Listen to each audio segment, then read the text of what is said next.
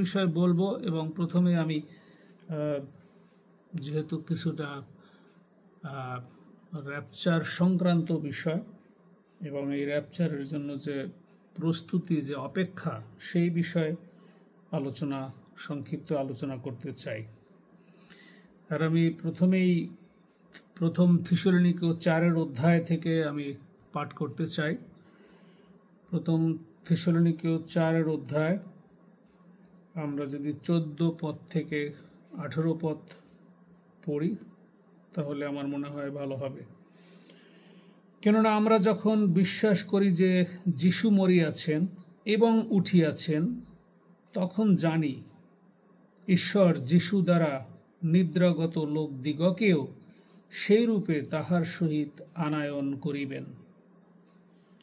কেননা আমরা প্রভুর বাক্য দ্বারা তোমাদিগকে ইহা বলিতেছি যে আমরা যাহারা জীবিত আছি তাহারা প্রভুর আগমন পর্যন্ত অবশ্যই থাকিব। আমরা কোনো ক্রমে সেই নিদ্রাগত লোকদের অগ্রগামী হইব না। কারণ প্রভু স্বয়ং আনন্দ ধ্বনি সহ, প্রধান দূতের রব সহ এবং ঈশ্বরের তুরি বাদ্য সহ স্বর্গ হইতে নামিয়া আসিবেন। আর যাহারা খ্রিস্টে মরিয়াছেন তাহারা প্রথমে উঠিবে। পরে আমরা যাহারা জীবিত আছি, যাহারা অবশিষ্ট থাকিব, আমরা আকাশে প্রভুর সহিত সাক্ষাৎ করিবার নিমিত্ত একসঙ্গে তাহাদের সহিত মেঘযোগে নীত হইব, আর এই রূপে সতত প্রভুর সঙ্গে থাকিব। অতএব তোমরা এই কথা বলিয়া একজন অন্যজনকে সান্ত্বনা দাও। আমেন। এটি র্যাপচারের একটি মূল জায়গা, একদম সম্পূর্ণ স্পষ্টভাবে লেখা, যে যখন তিনি তৃতীয় হেভেন থেকে দ্বিতীয় হেভেনে নেমে আসবেন এবং সমস্ত মৃত ব্যক্তিদের আত্মা নিয়ে নেমে আসবে এবং পৃথিবী থেকে তাদের দেহ গিয়ে একসঙ্গে মিলিত হয়ে আমরা গৌরবান্বিত দেহ পাব। এবং তার পরের তুরিধ্বনিতে আমরা জানি যে জীবিত লোকরাও উপরে উঠে যাবে, অর্থাৎ যিশু আমাদেরকে টেনে তুলবেন, টেনে নিয়ে যাবেন। স্নাচড অ্যাওয়ে, তিনি আমাদেরকে তুলে নেবেন। আমরা সেই তুলে নেওয়ার অপেক্ষাতে এখন আছি।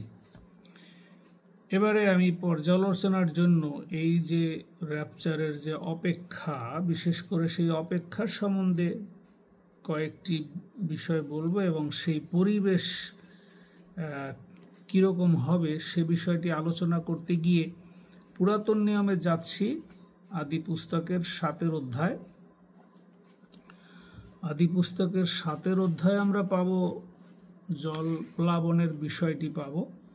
যে নোহর জল প্লাবনের বিষয়টি আমরা জানি, এটা অনেক কিছু এখানে আলোচনা রয়েছে, কিন্তু আমি মূলত যে পদটি বলতে চাইছি সেটি হলো 7 অধ্যায়, আদি পুস্তক 7 অধ্যায়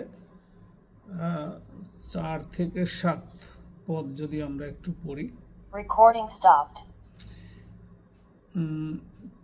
কেননা 7 দিনের পর ঈশ্বর বলতেছে, কেননা 7 দিনের পর আমি পৃথিবীতে 40 দিবারাত্র বৃষ্টি বর্ষাইয়া আমার নির্মিত যাবতীয় প্রাণীকে ভূমণ্ডল হইতে উচ্ছিন্ন করিব। এটা গডের প্ল্যান, যেহেতু সব পাপে পরিপূর্ণ হয়েছে। তখন নোহ সদাপ্রভুর আজ্ঞা অনুসারে সকল কর্ম করিলেন। 6 পদ। নোহের 600 বছর বয়সে পৃথিবীতে জল প্লাবন হইল। জল প্লাবনের অপেক্ষাতে নোহ ও তাহার পুত্রগণ এবং তাহার স্ত্রী ও পুত্রবধূগণ জাহাজে প্রবেশ করিলেন। আমার আলোচ্য বিষয় মেইনলি অপেক্ষা, যে ঈশ্বরের যে প্রত্যেকটা কাজের যে নির্ধারিত এবং নির্দিষ্ট একটি সময় থাকে এবং ঈশ্বর প্রত্যেকটি কাজ ঠিক সেই সময়ে তিনি এক্সিকিউট করে, সেই সময়ে তিনি বাস্তবায়িত করেন। এবং এই জল প্লাবনের দিয়ে সারা পৃথিবীকে একদম বিনষ্ট করে দেয়া হবে, যত প্রাণী আছে এবং সারফেসে যারা আছে, যত প্রাণ, ভূমির যত প্রাণ, গাছ, প্রাণী সব কিছু ধ্বংস করা হবে আমরা জানি। কিন্তু নোহকে বলা হইল যে তুমি জাহাজ বানাও। 120 বছর বসে সেটা বানিয়েছে এবং 120 বছরই প্রচার করা হয়েছে যে এই পৃথিবীটাকে, এটা ঈশ্বর এত মন্দতা সে আর সহ্য করতেছে না এবং সে পুনরায় সব কিছু মেরে ফেলবে এবং নতুনভাবে নোহের পরিবার দিয়ে সে আবার এই পৃথিবীতে প্রাণের সঞ্চারণ করবে এবং মানুষের বংশবৃদ্ধি করবে। এবং আমরা জানি যে সেই ভয়াবহতা কেমন ছিল, যে কোথা থেকে এত জল আসবে, কিভাবে এই ভূমণ্ডল জলে ডুবিয়ে দেওয়া যাবে, এত জল কোথা থেকে আসবে। হয়তো সে সময় আমরা জানি যে সে সময় প্রচুর পরিমাণে খরা ছিল, ওই নোহর জাহাজ তৈরি হচ্ছে, বৃষ্টি নাই, অথচ বলতেছে বিশাল বন্যা হবে, বৃষ্টি হবে। এই জন্য সবাই নোহকে উপহাস করেছে এবং নোহর যে সত্যিকারের ঈশ্বর তাকেও তখনকার মানুষ উপহাস করেছে, ব্যঙ্গ করেছে। সুতরাং আজকে আমি এই অপেক্ষা এবং এই ব্যঙ্গ করা, উপহাস করা, মকিং করা, এই বিষয়টি নিয়ে একটু আলোচনা করতে চাই। আর আমরা জানি যে মাটি ফুঁড়েও তখন পানি বের হয়েছিল এবং উপরে আকাশে যে জলাধার ছিল, যেটাকে ক্যানোপি বলা হয়, সেখান থেকে ঈশ্বর এত পানি ঢেলে দিয়েছে, নিচ থেকেও পানি দিয়েছে, উপর থেকেও সেই পানি, সে জল বর্ষণ করা হয়েছে। ফলে সেই বন্যা হয়েছিল না 40 দিবারাত্র। কিন্তু লক্ষণীয় বিষয় যে বৃষ্টি নামার 1 সপ্তাহ আগে নোহ জাহাজের মধ্যে প্রবেশ করলো। তারাই 8টি প্রাণ, নোহের 3 পুত্র এবং 3 পুত্রবধূ, নোহ এবং তার স্ত্রী, এই 8 জন, এবং জোড়া জোড়া করে পশু পাখি এবং অন্যান্য যাহা কিছু ঈশ্বর আদেশ করেছে তারা সেই জাহাজে ঢুকলো। এখন বিষয়টি হইল যে জল প্লাবনের অপেক্ষাতে 7 পদ, 7 অধ্যায় 7, জল প্লাবনের অপেক্ষাতে নোহ ও তাহার পুত্রগণ এবং তাহার স্ত্রী ও পুত্রবধূগণ জাহাজে প্রবেশ করিলেন। প্রবেশ করার পরেও তারা যে ধৈর্যটা, যে অপেক্ষা, যে 120 বছর তো গেলই, এত কষ্ট করে এই জাহাজ তৈরি করলো এবং মানুষের এত টিটকারি, এরপরে যখন জাহাজের ভিতরে ঢুকলো তখন মানুষ দেখলো যে তারা জাহাজের ভিতরে ঢুকছে, কোনো বৃষ্টি হচ্ছে না। তখন তো তারা আরো বকাবকি করছে না, ঈশ্বরকে জলাঞ্জলি দিয়েছে, নোহকে গালাগালি করেছে। মকারি মানে মহামৃত্যু আসার আগে দুষ্ট লোকদের কি আনন্দ হয় সেটি তারা সেখানে করেছে।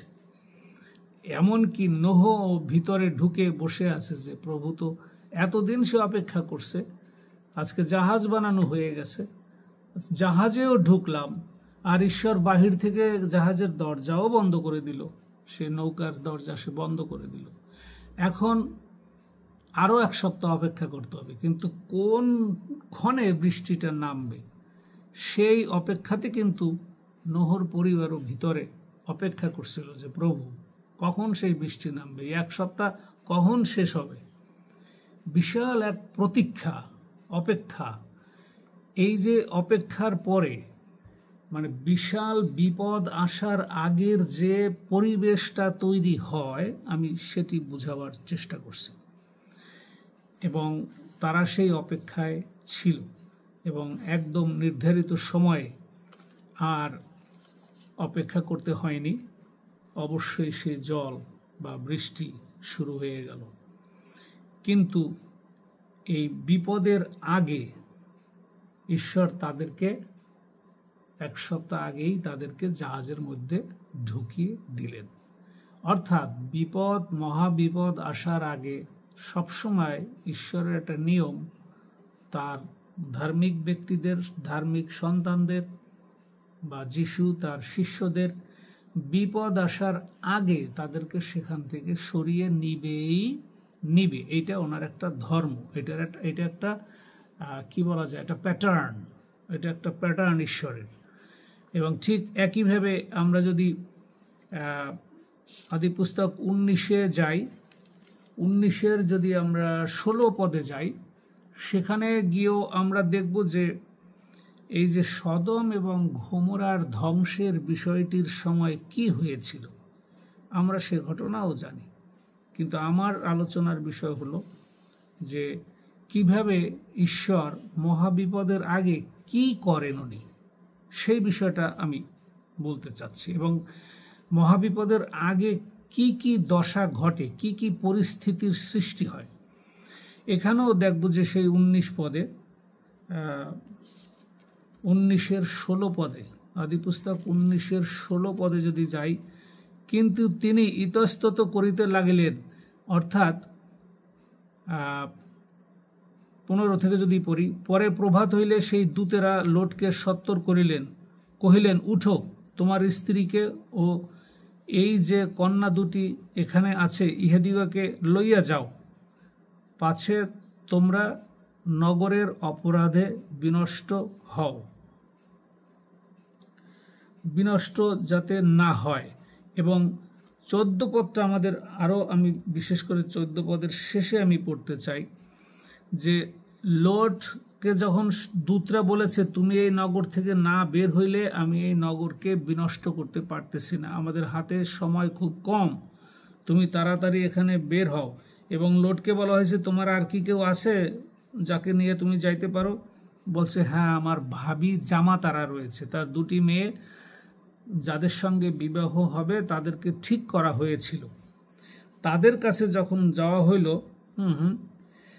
সেই 14 পদে, তখন লোট বাহিরে গিয়া যাহারা তাহার কন্যাদিগকে বিবাহ করিবে বলিয়া ঠিক হইয়াছিল, আপনার সেই ভাবি জামাতা দিগকে কহিলেন, উঠো, এই স্থান হইতে বাহির হও, কেননা প্রভু এই নগর উচ্ছিন্ন করিবেন। কিন্তু তাহার জামাতারা তাহাকে উপহাসকারী বলিয়া জ্ঞান করিল। এই যে মহাপ্রলয়, মৃত্যুর আগে যারা উপহাস করে, ঠাট্টা করে, তার ভিতরে এই দুই জামাতা পড়ে গেল এবং তারা লোটের কথা শুনল না। না শোনাতে কি হইল? 16 পদে পড়ি, কিন্তু এখন লোট একটু ইতস্তত করতেছে, কি করবে, জামাইরাও তো আসলো না, তারা উল্টে আরো তাকে ঠাট্টা বিদ্রোহ করতেছে। কিন্তু তিনি ইতস্তত করিতে লাগিলেন। লোট একটু, সে বুঝতে পারতেছে না যে আসলে তার জামাতারা যাচ্ছে না, এখন আমাদের তাড়াতাড়ি যেতে হবে। এই ইতস্তত অবস্থা দেখে, দোদুল্যমান অবস্থা দেখে, তাহাতে তাহার প্রতি সদাপ্রভুর স্নেহ প্রযুক্ত সেই ব্যক্তিরা তাহার ও তাহার স্ত্রীর ও কন্যা দুইটির হস্ত ধরিয়া, মানে দূতগণরা তখন এই ইতস্তত অবস্থা দেখে দূতগণ আর অপেক্ষা করে নাই, তারা লোটের স্ত্রীকে ধরছে, দুই কন্যাকে হস্ত ধরিয়া নগরের বাহিরে লইয়া রাখিলেন। এই যে স্ন্যাচড অ্যাওয়ে, টেনে নেওয়া, তুলে নেওয়া, যে এখন আর সময় নেই, তাদেরকে হাত ধরে টেনে বের করে শহরের বাইরে পর্যন্ত নিয়ে বলছে যে এখন তাড়াতাড়ি এখান থেকে দৌড়াও, পালাও, পালাও, শব্দটা একদম পালাও, স্কেপ করো। নিশ্চয়ই তার জামাইরাও সেই অবস্থা দেখে তারা আরো হাসাহাসি করছে, উপহাস করেছে। এই যে উপহাসকের দল, যারা কখনোই ঈশ্বরের পক্ষে নয়। এবং এখন আমরা যে যুগের মধ্যে আছি, আমি আর একটা জিনিস এখানে হাইলাইট করতে চাই, যে বর্তমান সময় যিশু নিজে, মানে আমরা চোখে দেখি না, কিন্তু সে ভাগ করতেছে মানুষ, কে কে তার দলে, তাদের হৃদয় প্রস্তুত করা, তাদের আধ্যাত্মিক জ্ঞানে প্রজ্ঞায় বৃদ্ধি করা, এগুলি আমরা চোখে দেখতে পাচ্ছি না, কিন্তু যিশু এখন প্রস্তুত করতেছে যেন সেই সকলদেরকে তিনি ওই র্যাপচারের সময় তুলিয়া লইতে পারেন। একটা আছে সাগ এবং মেষ যে ভাগ করবে, সেটা বিষয় না, সেটা পরের বিষয়। কিন্তু এখন এই যে পরিত্রাণের যুগের মধ্যে, পরিত্রাণের যুগের শেষের দিকে এসে যিশু নিজে অন্তরে আধ্যাত্মিকভাবে সেপারেশন করতেছে, কারণ টাইম ইজ ভেরি শর্ট। আজকে এই দূতগণ তাদেরকে শেষবারের মতনও সুযোগ দিয়েছে যে আরও তোমার কেউ আছে নাকি লোট, কয় আছে, কিন্তু তারা প্রস্তুত না, তাদের হৃদয় প্রস্তুত হয়নি। কিন্তু তারপরেও লোট তাদের কথা বলেছিল, কিন্তু তাদেরকে নেয় নাই স্বর্গদূতগণ, আর অপেক্ষা করতে পারেনি। কি সুন্দর লেখা রয়েছে যে তাদেরকে তাদের হস্ত ধরিয়া নগরের বাহিরে লইয়া রাখিলেন। এবং লোট বলল যে পাহাড়ে গেলেও তো মরবো, কোথায় যাব? তো দূরে যে ছোট্ট একটু নগর আছে, আমি ওইখানে গেলে কি বাঁচবো? দূতগণ বলছে ঠিক আছে, তুমি অন্তত ওইখানে যাও, তাড়াতাড়ি যাও, পিছে তাকাবে না, পিছে তাকাবার সময় নাই। এই আদেশ তাদেরকে দিয়েছিল, কিন্তু যদিও লোটের স্ত্রী সেই আদেশ অমান্য করে সে স্মরণ করতে চাইল যে এত সুন্দর সদম এবং গমোরার শহরের যে আনন্দ, যে তাদের যে ক্লাব, তাদের যে সেইখানের যে আনন্দ ফুর্তির জীবন এবং নরকের আনন্দ, সবগুলাই ঈশ্বরবিহীন আনন্দ, ঈশ্বরবিহীন আনন্দ। আর সে নিশ্চয়ই সেটা স্মরণ করার জন্য যে একবার একটু নগরটা আবার একটু তাকাইয়া দেখি না, চলেই তো যাচ্ছি। আর তখনই সে লবণের স্তম্ভ হইল। তার মানে সে ইতিহাসকে, মন্দতাকে সে আবার পিছন ফিরে দেখতে চেয়েছিল, যার জন্য সে মরে গেল, সে প্রস্তুত ছিল না। কিন্তু আমার বিষয়টা হলো যে কিভাবে স্বর্গদূতগণ হাত ধরে টেনে তাদেরকে নিয়ে গেল, স্ন্যাচিং করা, নিয়ে যাওয়া। যিশু ঠিক সেভাবে আমাদেরকে তুলে নিয়ে যাবেন। এবং সেখানে দুইটি বিষয়, একটা হলো অপেক্ষা। সারা রাত সেই স্বর্গদূতরা সেখানে অপেক্ষা করছে যে কখন এই ঘটনাটা ঘটাবো, আর লোটকে বলছে এখান থেকে চলে যেতে হবে। সেই অপেক্ষায় তো তারা ছিলই, এবং সকল লোক তাদেরকে আক্রমণ করতে আসে, সেখানে একটা বিপদ ছিল। তার উপর আবার এই নিজেদের লোকদের অপমান, উপহাস, যা এখন বর্তমান যুগে চলতেছে। দেখবেন নিজেদের লোকরাই আপনাকে উপহাস করবে। আপনি সত্যিকারে ঈশ্বরের কথা বলবেন, আপনাকে কোনো না কোনোভাবে তারা হিংসা করবে, তারা উপহাস করবে, তারা টিটকারি দেবে, এবং দিচ্ছে, কন্টিনিউ করতেছে এগুলি। এবং যারা এই কষ্ট পাচ্ছেন তারাই জানেন যে পরিস্থিতিটা কি। এই জন্য আমরা যিশয় পুস্তকেও আমরা দেখব যে এদেরকে কিভাবে ধিক্কার দেওয়া হয়েছে না। যিশয় পুস্তকে যদি আমরা যাই, সেখানে আমরা দেব যে 5 অধ্যায়, যিশয় 5 অধ্যায় আমরা দেখব 20, সেখানে কতগুলো ধিক ধিক বলা আছে, ওই বলা আছে, সন্তাপ। 20 বলা আছে ধিক তাহাদিগকে যাহারা ভালো মন্দকে ভালো বলে আর ভালোকে মন্দ বলে, আলোকে আধার এবং আধারকে আলো বলিয়া ধরে, মিষ্টকে তিক্ত আর তিক্তকে মিষ্ট মনে করে। অনেকগুলা ধিক এখানে রয়েছে, কিন্তু মূল যেটা বর্তমানে যেটা চলতেছে সেটা হলো যে যাহারা ভালোকে মন্দ বলে আর মন্দকে ভালো বলে, এই সময়কালটা এখন অতিরিক্ত। যেটা জিহুদি জাতির জন্য বিশেষ করে এটা লেখা হয়েছে যদিও, যে তারা ভালোকে মন্দ বলে এবং মন্দকে ভালো বলে, এবং সেই স্পিরিট এই জিহুদিদের মধ্যে এখনো রয়েছে।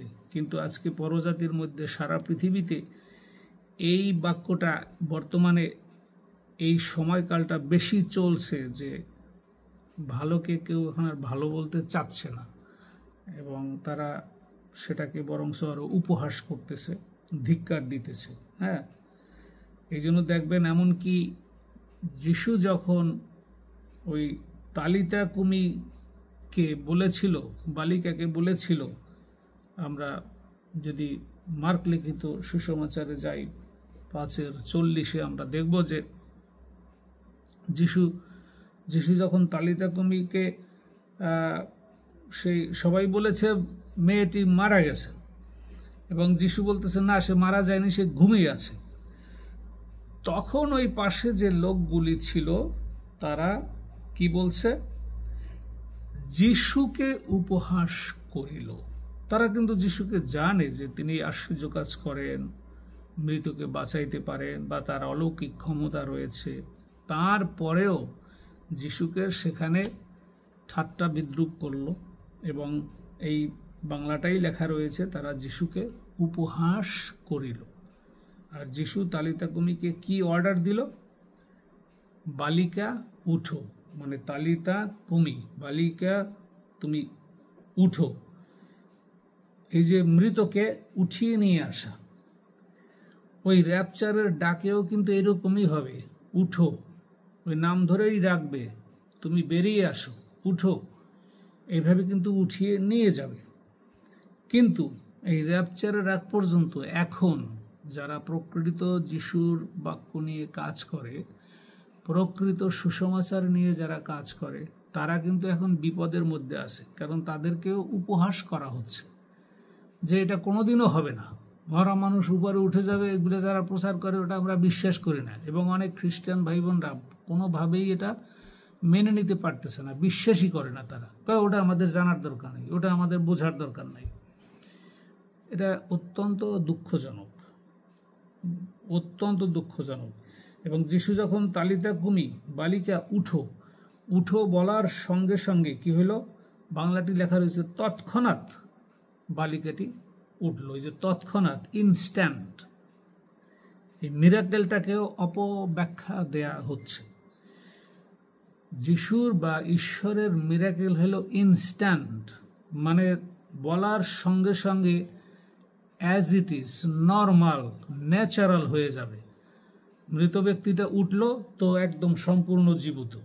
এটা এরকম না যে সে ঘোরাই ঘোরাই হাঁটবে প্রথমে, তারপরে বা হামাগুড়ি দিয়ে আস্তে আস্তে উঠে দাঁড়াবে, বা দুইজন ধৈর্য তারে দাঁড় করাবে। নো, এই জন্য মিরাকেল শব্দটিরও আমাদের এই বর্তমান যুগে অপব্যবহার হচ্ছে অনেক আগে থাকতে, 1900 সালের পরের থেকে মেইনলি।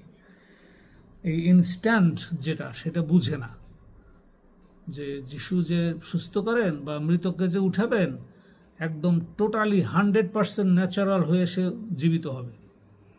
যদি কারো জন্ম অন্ধ, এরকম না যে চোখটা এক সপ্তাহ পরে ভালো হবে, আজকে যিশু অর্ডার দিছে, তা না। তৎক্ষণাৎ, যদি হাত ভাঙ্গা থাকে, ওই কান কেটে দিছিল, সাথে সাথে জোড়া লাগানো, এটাকে বলা হয় মিরাকেল। আর আমরা এখন যেভাবে সুস্থ হই সেটাকে বলা হয় ডক্ট্রিন অফ প্রভিডেন্স, মানে ঈশ্বরের করুণা। আমরা প্রার্থনা করব, একজন ডাক্তার আনবে, আমরা প্রার্থনা করতে থাকব, ডাক্তার দেখবে, সে ধীরে ধীরে সুস্থ হওয়া। মানে ঈশ্বর নিজ সৃষ্টিকে তার প্রযত্ন দিয়ে বাঁচিয়ে রাখেন, টিকিয়ে রাখেন। যদি আজকে কুকুরের কেউ একটা পিটন দিয়ে পা ভেঙে দেয়, আমি ডাক্তারের কাছে নেই না, আমাদের দেশে ওই সিস্টেম নাই, কিন্তু ওই কুকুরটা পাও ভালো হয়, সে বেঁচে থাকে। গাছের ডাল ভাঙলাম, কিন্তু ওই পাশ দিয়ে আর একটা ডাল ফুটে উঠল। এটা হলো কি? Providence of god. এই জন্য চোর ডাকাত তারা অসুস্থ হয়, তারাও সুস্থ হয়, একজন সাধু অসুস্থ হয়, সেও সুস্থ হয়। এই বিষয়টা কি? বিষয়টাকে বলা হয় ডক্ট্রিন অফ প্রভিডেন্স, অর্থাৎ ঈশ্বরের করুণা সমস্ত সৃষ্টির প্রতি সমান। কিন্তু মানুষের জন্য নির্দিষ্ট একটা সময় আছে, আয়ুষ্কাল আছে। এর মধ্যে তুমি যদি যিশুকে গ্রহণ না করো, তাহলে তুমি চিরকালের জন্য অন্ধকার কারাগারে পতিত হবে। এইটা ডিফারেন্স জিনিস। পরিত্রাণের জন্য যিশু খালি সুযোগ দেয়, ঈশ্বর শুধু সুযোগ দিচ্ছে। আর উপহাসকেরা সেটা মজা নিচ্ছে যে ও সাধু, তুমি অসুস্থ হয়েছে, আমিও তো অসুস্থ হয়েছে, আমিও তো ভালো হয়ে গেছি, তো তোমার ঈশ্বর কি করলো? উপহাস করে তারা।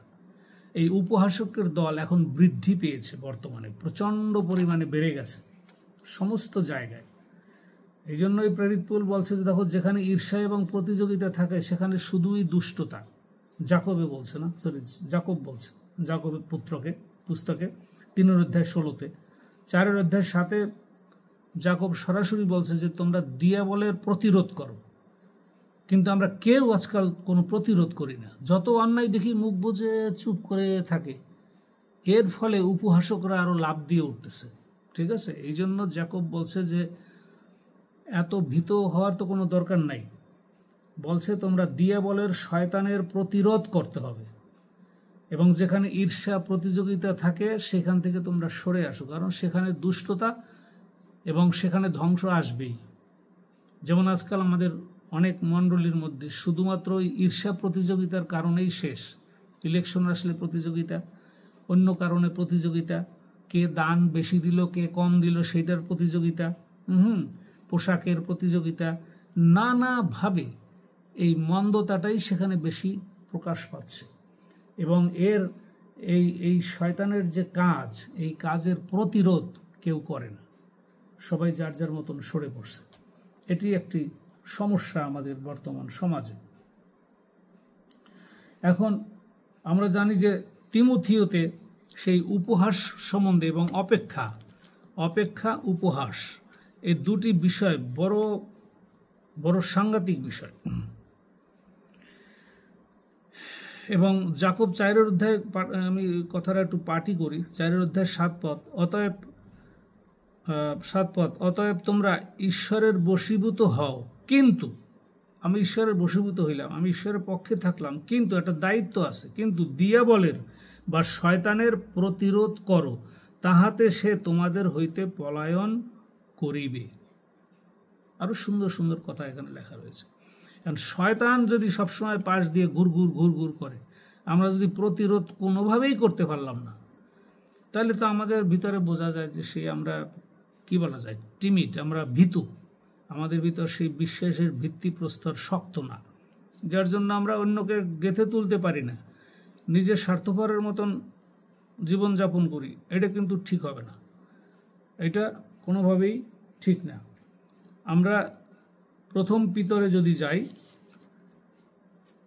আমরা প্রথম পিতরে একটু যাব আমি এই কারণে যে প্রথম পিতর 3 অধ্যায়, আমাদের একটু পড়া উচিত 1 থেকে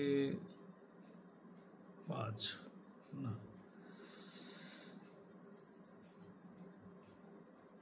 প্রথম পিতর না, তিমোথিও, সরি, প্রথম তিমোথিওতে যদি আমরা যাই, তিমোথিও 3 অধ্যায়, সেখানে আমাদেরকে সতর্ক করা হয়েছে যে শেষকালে যে উপহাসকেরা আসবে, শেষকালের যে বিষম সময় এবং সেইখানের চরিত্রগুলি কি, সেটা একটা কঠিন বিষয়। এই জিনিসগুলি আমরা যদি সতর্ক না হই, তাহলে আমরা যে এত বাক্য পাঠ করি, আমরা নিজেদেরকে, আমি মনে করি যে আমরা আধ্যাত্মিকভাবে আমাদের অনেক ম্যাচিউরিটি হচ্ছে, যেটাকে বলা হয় ম্যাচিউরিটি আমাদের হচ্ছে, কিন্তু আমরা অন্যদেরকে তো সহায়তা করতে পারতেছি না, সেটা ঠিক না। এই জন্য প্রথম তিমোথিওতে যদি যাই 3 অধ্যায়, না এটা হতো না, শেষকালীন বিষয়ে যে আলোচনা, যে শেষকালে যে উপহাসকেরা আসবে, সেই বিষয়টি অনেক কঠিন এবং অনেক কঠিন। 2 তিমোথিও হবে, সরি। কিন্তু ইহা জানিও, শেষকালে বিষম সময় উপস্থিত হইবে, কেননা মনুষ্যরা আত্মপ্রিয়, অর্থপ্রিয়, আত্মশ্লাঘী এবং অভিমানী, ধর্মনিন্দুক, পিতামাতার অবাধ্য, অকৃতজ্ঞ, অসাধু, স্নেহরহিত, ক্ষমাহীন, অপবাদক, অনেকগুলি বিষয় এখানে লেখা রয়েছে। যে এই আচরণগুলি বর্তমানে অনেক বেশি, এবং তারাই কিন্তু এই যে যারা ভালোভাবে বাক্যগুলি আজকাল বলতে চায়, সঠিক প্রচার করতেই চাচ্ছে না। সেদিনও আমার এক পালক বলছে যে আমি অমুক জায়গায় গির্জা নিতে গেলাম, আমাকে বলছে 10-12 মিনিটের বেশি কথা কইতে পারবেন না। ভালো, আমি 10-12 মিনিট যা করছি কইয়ে চলে আসছি। মানে সেখানে বাইবেলের ওই ব্যাখ্যা তো ধারেই যেতে পারে না, এর আগেই গির্জা শেষ। তো এখন এটা হলো বাস্তব, ধরেন এই 2 সপ্তাহ আগের কথা। তো এখন বিষয়টা এইরকম যে এই জন্য মণ্ডলীতে যারা মানে নতুন প্রজন্মের যারা আছে তারাও শিখতে পারতেছে না, কারণ শেখার জায়গাটাই খালি হয়ে গেছে। আর আপনি যদি ভালো করে শিখাতে চান তারা শিখবে না, তারা শুনবে না। এই জিনিসটা এখানে অতিরিক্ত আসতেছে। এবং লোকে ভক্তির অবয়বধারী, কিন্তু তাহার শক্তি অস্বীকারী হইবে। তুমি এইরূপ লোকদের হইতে সরিয়া যাও। পরিষ্কারভাবে তিমোথীকে প্রেরিত পৌল বলছে যে এইসব লোকের সঙ্গেই থাইকো না, এই লোকগুলি থেকেই তুমি সরে থাকো। তাই সরে থাকলে তো আর একটা বিপদ। তাহলে এখন আমি সুসমাচার দেব কিভাবে? সরে থাকা বুঝাইছে যে সতর্ক থাকা, এবং সতর্ক থাকো এবং তুমি তাদেরকে চিনে রাখো। এরূপ লোকের কাছে গেলে পরে তোমাদেরকে ওই উপহাসের মধ্যেই পড়তে হবে, কারণ এরা কখনো পরিবর্তন হবে না, পরিবর্তন হওয়ার কোনো এদের সুযোগ নাই। এই জন্য কিছু কিছু লোক এখন আমাদের মধ্যে আছে যে তাদের আপনি দেখবেন যে আত্মিকভাবে কোনো পরিবর্তন তাদের আসতেছে না এবং আসার কোনো সম্ভাবনাও দেখা যাচ্ছে না। এটাই সত্যি কথা। এবং 2 পিতরে যদি 3 অধ্যায়ে যাই আমরা, সেখানেও যিশুর পুনরাগমন সম্বন্ধে বলা আছে কি যে 2 পিতর 3 অধ্যায় 3 পদে, প্রথমে ইহা জ্ঞাত হও যে শেষকালে উপহাসের সহিত উপহাসকেরা উপস্থিত হইবে। তার মানে এই যে উপহাসকারী, এই যে গসপেলের বিপরীতে যেটাকে বলা হয় অ্যাপোস্টেসি, স্বপক্ষ ত্যাগী, মানে মুখে বলবে যিশুর কথা, অন্তরের যিশুর কথা নাই, এবং মুখে বলবে যিশুর কথা, অন্তরে কোনো পবিত্রতার কোনো ছাপ সেখানে নেই। সুতরাং প্রথমে ইহা জ্ঞাত হও যে শেষকালে উপহাসের সহিত উপহাসকেরা উপস্থিত হইবে, তাহারা আপন আপন অভিলাষ অনুসারে চলিবে। সুতরাং এই সতর্কতা আমাদের এখন সহ্য করতে হচ্ছে যে এই ভালো কথা শোনার লোক নাই, এবং তাদের ভিতরে তারা যিশুর নামটাও ব্যবহার করবে, ঈশ্বরের নামও ব্যবহার করবে, কিন্তু ঈশ্বর ভয় তাদের ভিতরে নাই। ফিয়ার অফ গড, যেটা বিগিনিং অফ উইজডম, যেটা আমরা গীত সংহিতায় পাই এবং আমরা উপদেশকে আমরা পাই, এবং আমরা হিতোপদেশে 1 অধ্যায় 7 পদে পাই। Fear of the Lord or fear of God, মানে ঈশ্বর ভয় হলো জ্ঞানের আরম্ভ বা প্রজ্ঞার আরম্ভ। এই প্রজ্ঞার আরম্ভ হলো ফিয়ার অফ গড। এখন ঈশ্বরের নাম বললাম, কিন্তু ফিয়ার অফ গড ভিতরে নাই। এখন কিন্তু সেই যুগ পুরোপুরি চলতেছে, এবং এই যে মহা বিপদ যে আসতেছে, যে র্যাপচারের পরে ট্রিবুলেশন, এবং র্যাপচারে আমাদেরকে তুলে নেওয়া হবে, আমরা সেই অপেক্ষাতে আছি। এবং অপেক্ষার সময় এবং অপেক্ষার আগে পরিস্থিতি প্রচণ্ড ঘোলাটে হবে। এই জন্য এখন যে যুগ চলতেছে সেটা হলো যে ঈশ্বরের নাম এবং যিশুর নাম সবাই মুখে নেবে ঠিকই, কিন্তু তারা ঈশ্বরের নামের যে ভয়াবহতা সেই উপলব্ধি করার জ্ঞান তাদের নেই। আর একটা হইল যে তাদের ভিতরে কোনো ঈশ্বর ভয় নেই, তারা অনর্থক ঈশ্বরের নাম নিতেছে। অনর্থক মানে কি? মানে নিঃসার, যার কোনো ফল নেই, সেই কাজ তারা করতেছে।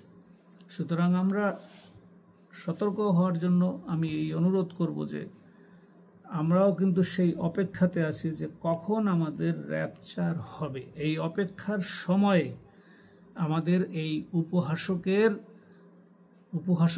উপহাস এগুলি সহ্য করার এখন সময় আসছে। এই জন্য বন্ধুগণ, নিরাশ হয়েন না। আমি গত সপ্তাহে বলেছি সৎকর্ম করিতে যেন আমরা নিরুৎসাহিত না হই।